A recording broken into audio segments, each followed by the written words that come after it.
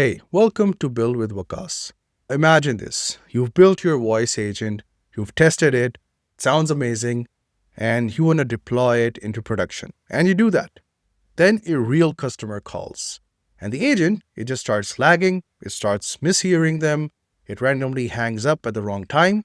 Super frustrating, right? Here's the thing. Most of the time, it's not about your prompt, and it's definitely not about your voice model. It's these settings right here, the transcription call settings and the call settings inside Retell AI. And today, I'm going to walk you through every single one of them in plain, simple English, without any technical jargon and without any confusion. By the end of this video, you'll know exactly what each setting does, when to turn it on, and when to leave it off.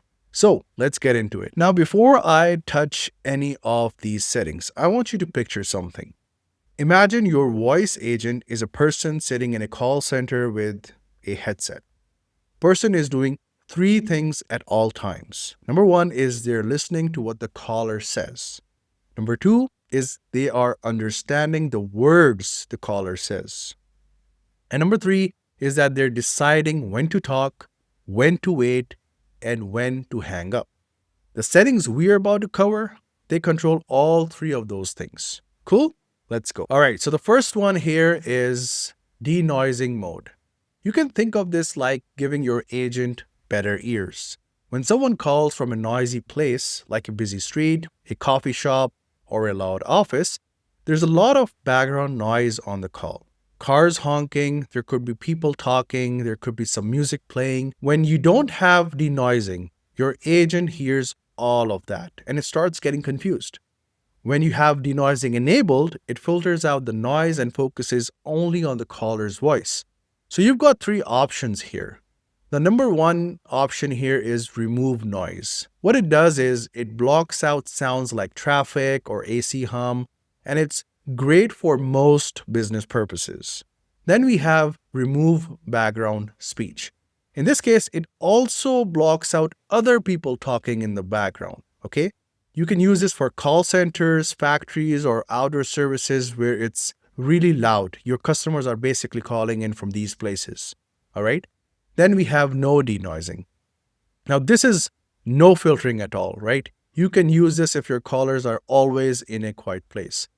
My recommendation, if you ask me, is to start with remove noise. It works great for 90% of use cases. Next up is transcription mode. Now, this one is about choosing between speed and accuracy. Here's a simple way to think about it. Now, imagine you're taking notes in a class. You can either write super fast and miss a few words, or you could write slowly and get every word right. When you optimize for speed, the agent responds faster. Now, this is great for quick calls like appointment bookings or sales calls. If you optimize for accuracy, the agent takes a tiny bit longer but gets the words perfect. It's perfect for medical, legal, or technical calls where one wrong word could cause a real problem. So if you're building an agent for a dental clinic that books appointments, I would say speed is fine. But if you're building one for a doctor's office where patients describe symptoms, I would go with accuracy. Number three is vocabulary specialization, and this one is really cool.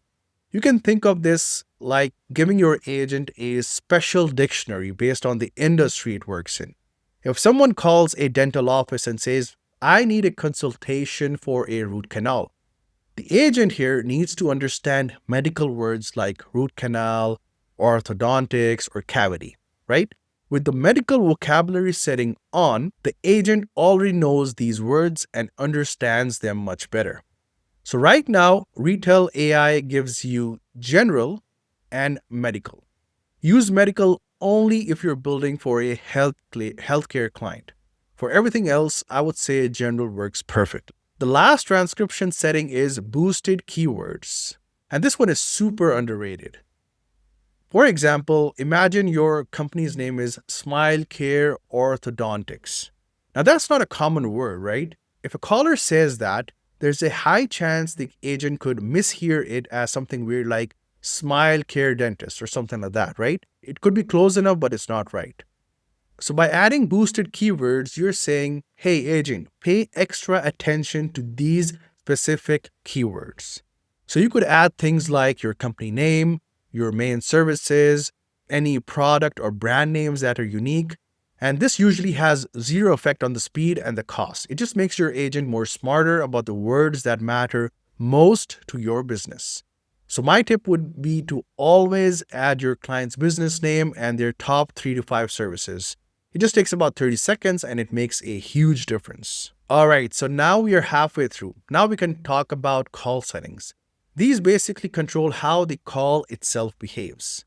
So first up, we have voicemail detection. It's a simple one. So if you don't have this setting enabled, the agent might just start talking to the voicemail like it's a real person.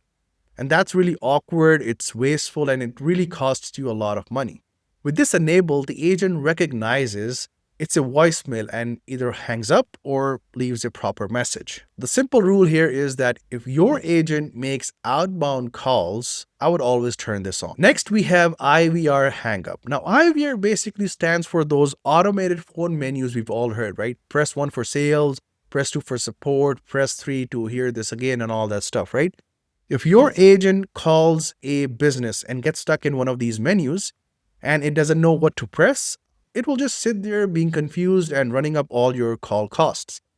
So having this on, it tells the agent that if you hit a menu, just hang up. So I would say that you should enable this for outbound calling campaigns and disable it if your agent is specifically designed to navigate phone menus. The next setting we have is user keypad input detection. This one's pretty self-explanatory. It lets your agent listen for button presses, like when a caller presses 1, 2, or hash on their phone. So for example, your agent says, press 1 to confirm your appointment, press 2 to schedule. If this setting is off, those button presses won't do anything. So I would say you should turn this on if your agent uses button-based interactions. Otherwise, I would just leave it off. Next, we have end call on silence. This one really saves you money. Imagine someone accidentally calls your agent and then puts their phone in their pocket. The call just continues and there's silence, right? And you're being charged for every second of it.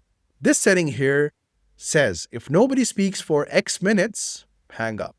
Now, I would usually set this between 2 to 5 minutes for most businesses. I would say don't go too long or you'll just pay for calls where nobody's even listening. Then we have max call duration. This is your safety net. No matter what happens on a call, if something goes wrong, this setting makes sure the call automatically ends after you set time limits. You can think of this like a timer on a microwave. Even if you forget about it, it stops by itself. For most agents, like appointment booking, lead qualification, and support calls, I would say 5 to 10 minutes is more than enough. Just set it here and forget it. All right, next up is ring duration. This controls how long your agent keeps running before giving up on an outbound call. If nobody picks up after 30 seconds, do you really want to keep ringing? Probably not. So I would say set it between 20 to 30 seconds for most outbound campaigns. It keeps your call costs down and stops your agent from, waiting around forever. That's it. 10 settings. Now you know exactly what each one does and how to configure it like a pro. If this video helped you, please drop a like. It genuinely helps the channel grow. And if you're building with Retell AI and you've got questions, drop them in the comments. I read every single one. I'll see you in the next one. Peace.